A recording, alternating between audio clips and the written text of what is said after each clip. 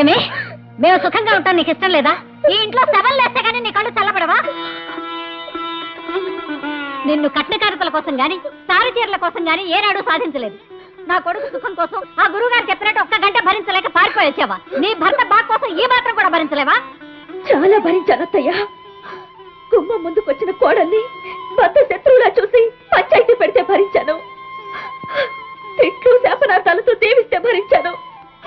నేను తెచ్చిన పువ్వులు దేవుడికి కాదు కదా, శవం మీద కూడా చల్లడానికి పనికిరావంటే భరించాను. తలస్నానం చేయిస్తానని చెప్పి నా ఒంటి మీద ఉన్న మచ్చల్ని గురించి మీ తమ్ముడికి వివరిస్తే భరించాను. మొగుడికి వడ్డించొద్దు అంటే భరించాను. చిరునవ్వుతో భర్తని బయటికి పంపించద్దంటే భరించాను. అంతేకాని ఎవరి ముందు నగ్నంగా నిలబడబట్టే నా వల్ల కాదత్తయ్యా, నా వల్ల కాదు. నువ్వు బట్టలు లేకుండా నిలబడితే సొంగ కార్చుకుని చూడటానికి కాలువగట్టును తిరిగే కస్టమర్ కాదే, కోరికలను జయించిన ఘనాచారి ఆయన. అలా బట్టలిప్పి నిలబడటానికి మానాభిమానాలు లేని బొమ్మని కాదు నేను. కాసేపు బొమ్మనే అనుకుంటే నా కొడుకు కలకాలం ప్రాణాలతో నా భర్తకేమీ కాదని నమ్మకం నాకుంది.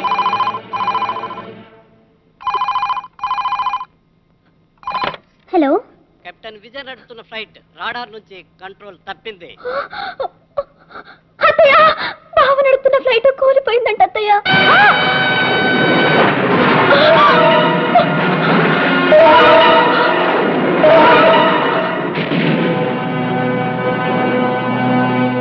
అమ్మో అమ్మో, అయిపోయింది, అంతా అయిపోయింది. గాల్లో తిరుగుతున్నాడని మురిసినంత సేపు పట్టలేదే వాడు గాల్లో కలిసిపోవడానికి. ఇలా అంటూనే విజయని మాకెవరికి కాకుండా చేశాం. పూజ కాదని వచ్చిన ఆ మేనల్లుడి ప్రాణాలు తీసావు కదే. మొగుడు చావుకు కారణమైన నీకు మంగళసూత్రాలు ఎత్తే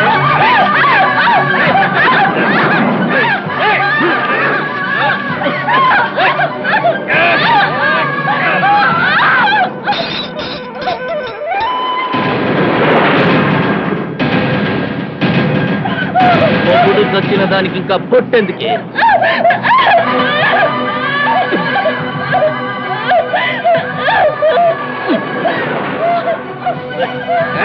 దీనికి పూలు ఎందుకురా?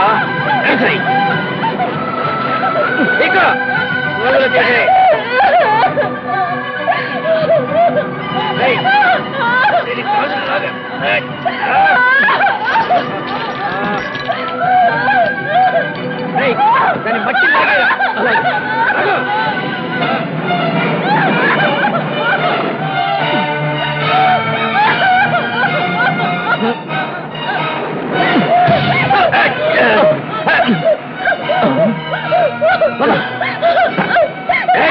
నువ్వు ఇంట్లో ఉంటానికి వెళ్ళేదే.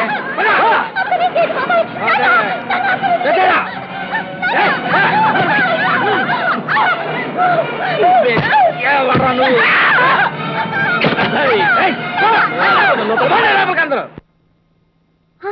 అలాగా అత్తయ్య, అత్తయ్య, అత్తయ్య, అత్తయ్య, అత్తయ్య, అత్తయ్య, ఫ్లైట్ ఏం కాలేదట, బాగా వస్తున్నాడు. ఎంత చల్లటి మాట చెప్పావే భగవంతుడా, నా బిడ్డని కాపాడేవంతే చాలు. అన్నయ్య, అన్నయ్య, ఒరే తమ్ముడు, రండి. నీ మూలాన నా బిడ్డ బతికొచ్చాడే, ఇదంతా నీ చలవే. స్వీట్ తిను. అన్నయ్య, నా బిడ్డ బతుకున్నాడు.